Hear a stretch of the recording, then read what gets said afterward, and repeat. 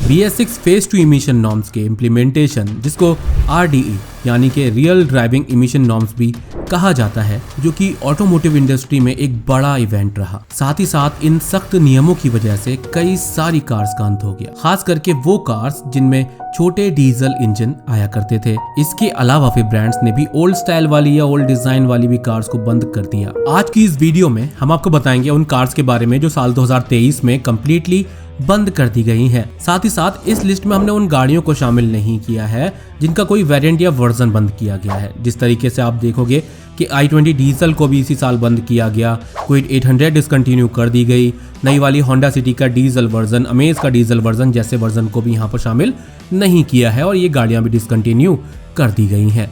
तो शुरुआत कर लेते हैं इस वीडियो की OKCar 24/7 यूट्यूब चैनल पर। अगर आप इस चैनल पर नए हो तो सब्सक्राइब कर लेना, क्योंकि हम यहाँ पर ऐसी ही वीडियोस आपके लिए लाते रहते हैं। चलिए शुरुआत करते हैं अपनी पहली गाड़ी के साथ, जो है मारुति सुजुकी ऑल्टो 800। एक मोस्ट अफोर्डेबल गाड़ी थी जो काफी डिमांड में बनी रहती थी, लेकिन धीरे धीरे करके इसका ओल्ड डिजाइन और कम फीचर्स की वजह से इसकी जो सेल्स थी वो कम होती गई। हालांकि इसका एक और नया मॉडल ऑल्टो K10 अगस्त 2022 में ही लॉन्च किया गया, जिसमें ज्यादा फीचर्स और एक नया ऑटोमेटिक ट्रांसमिशन भी देखने को मिला, जिसकी वजह से ऑटोमेटिक अफोर्डेबल बजट में आने वाली गाड़ियों में डिमांड उसकी बढ़ गई। मारुति ऑल्टो 800 जब मार्केट में अवेलेबल थी तो इसमें आपको 796 सीसी का इंजन मिलता था। ये पेट्रोल के अलावा CNG वेरिएंट में भी आती थी, हालांकि ये केवल मैनुअल ट्रांसमिशन में ही अवेलेबल थी। इसमें पेट्रोल वेरिएंट के लिए 22 kmpl का माइलेज क्लेम किया जाता था और CNG के लिए 31.59 km/kg का। जब इसको डिसकंटिन्यू किया गया था तब इसकी प्राइस 3,25,000 रुपए से शुरू होकर के 5,52,000 रुपए तक जाती थी। इसके बाद हमारी दूसरी गाड़ी है महिंद्रा KUV 100। महिंद्रा KUV 100 को भी इस साल बंद कर दिया गया। महिंद्रा की तरफ से आने वाली एक स्मॉलेस्ट मोस्ट अफोर्डेबल गाड़ी थी। यहाँ पर इसमें 6 सीटर वर्जन देखने को मिलता था। इसमें आपको काफी डिसेंट से फीचर्स मिल जाते थे। ओवरऑल लुक काफी डिसेंट था। आप देखोगे कि अब माइक्रो SUV का टाइम आ रहा है, लेकिन उस टाइम के हिसाब से इसके डिजाइन को लोगों ने ज्यादा पसंद नहीं किया। इसकी सेल्स लगातार कम ही रही, क्योंकि इसका जो प्राइस था वो लगभग 4,96,000 रुपए के आसपास शुरू होता था। स्टार्टिंग में ही इसके जो बेस वेरिएंट्स थे उनको डिसकंटिन्यू कर दिया गया था। बाद में इसके टॉप वेरिएंट्स ही मार्केट में अवेलेबल थे, लेकिन जब इसकी सेल्स बहुत कम हो गई तो फाइनली महिंद्रा ने इसको डिसकंटिन्यू कर दिया। KUV 100 जो मार्केट में आई थी तो इसमें आपको पेट्रोल, CNG और डीजल का भी इंजन ऑप्शन मिल जाया करता था, लेकिन ये केवल मैनुअल ट्रांसमिशन में ही आती थी। इसमें 1.2 लीटर का ही ऑप्शन यहाँ पर अवेलेबल था, दोनों में ही, पेट्रोल में भी और डीजल में भी। साथ ही साथ इसकी जो पेट्रोल वेरिएंट के लिए इसकी क्लेम फ्यूल एफिशिएंसी 18.15 kmpl और डीजल के लिए 25.32 kmpl थी। इसकी प्राइस शुरू होती थी 4,96,000 रुपए से और 8,02,000 रुपए तक जाती थी। इसके बाद होंडा जैज, होंडा सिटी की 4th जनरेशन और होंडा की WRV, इन तीनों ही गाड़ियों को डिसकंटिन्यू कर दिया गया साल 2023 में होंडा की तरफ से। हालांकि होंडा सिटी की 5th जनरेशन को लॉन्च कर दिया गया था, लेकिन साथ ही साथ जनरेशन 4th भी बिक रही थी। लेकिन RDE नॉर्म्स के आ जाने के बाद से होंडा को इन गाड़ियों को बंद करना पड़ा, जिसमें जैज, WRV और होंडा सिटी की 4th जनरेशन शामिल थे। यहाँ पर होंडा सिटी की बात करें तो ये 4th जनरेशन होंडा सिटी थी जो पेट्रोल और डीजल दोनों में ही आती थी, और यहाँ पर इसके जो नॉर्म्स थे वो पुराने वाले थे, इस चक्कर से इसको बंद करना पड़ा। लेकिन इसकी भी डिमांड अच्छी खासी बनी रहती थी। इसमें पेट्रोल और डीजल दोनों के ही इंजन ऑप्शन अवेलेबल थे। ये मैनुअल और ऑटोमेटिक दोनों ही ट्रांसमिशन में आने वाली सेडान थी। इसको जब बंद किया गया तो इसकी प्राइस 8,97,000 रुपए से शुरू होकर के 14,53,000 रुपए तक जाती थी। इसके अलावा जो होंडा जैज थी इसको कुछ अपडेट दिए गए थे, लेकिन उस अपडेट के बाद भी इसकी सेल्स में कोई उछाल देखने को नहीं मिला।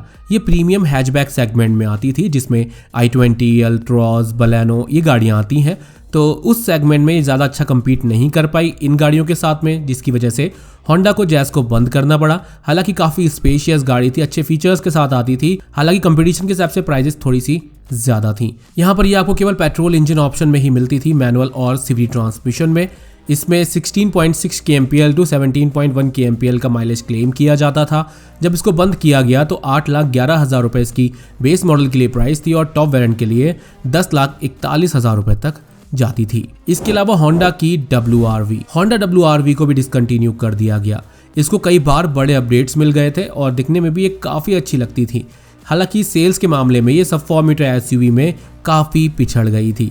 यहाँ पर होंडा को WRV को अपडेट करके लाया जाना चाहिए। आप मार्केट में देखोगे तो सब 4 मीटर SUV के सेगमेंट में भी तगड़ा कंपटीशन है। आप देखोगे यहाँ पर किस तरीके से नेक्सॉन को बड़े अपडेट मिले, ब्रेजा को मिले, वेन्यू को मिले, रिसेंटली सोनेट को मिले हैं। जनवरी में उसका प्राइस अनाउंस किया जाना है अपडेटेड वर्जन का। तो सब 4 मीटर एसयूवीज काफी अच्छा बिक रही हैं, चाहे वो नया वर्जन हो या पुराना वर्जन। तो इसीलिए होंडा को अपनी सब 4 मीटर एसयूवी को ही वापस लाया जाना चाहिए। यहाँ पर जब होंडा WRV मार्केट में अवेलेबल थी, पेट्रोल और डीजल दोनों में ही आती थी, केवल मैनुअल ट्रांसमिशन में। इसकी जो प्राइस थी वो शुरू होती थी 8,16,000 रुपए से और 10,56,000 रुपए तक जाती थी। इसके बाद Nissan kicks mid size SUV segment में आने वाली गाड़ी थी।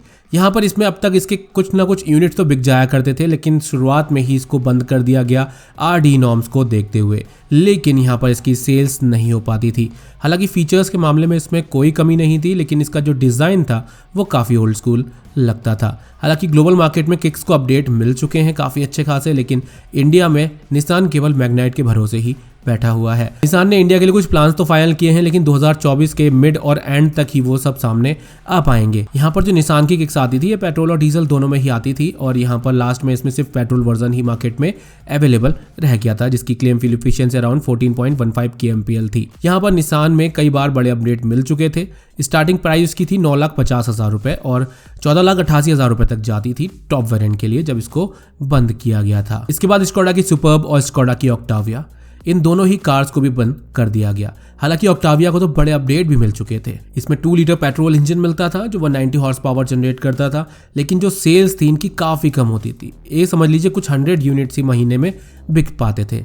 यहाँ पर हम सेडान का वीडियो आपके लिए लाया ही करते थे, जहाँ पर इनकी डिटेल आपको दी हुई है ऑलरेडी। सेल्स की वजह से इसको बंद करना पड़ा। सुपर्ब की बात करें तो इसको जब बंद किया गया था तो इसमें केवल पेट्रोल इंजन ही अवेलेबल था, केवल ऑटोमेटिक ट्रांसमिशन में। 30,49,000 रुपए से सुपर्ब की प्राइस शुरू होती थी और 37,27,000 रुपए तक जाती थी।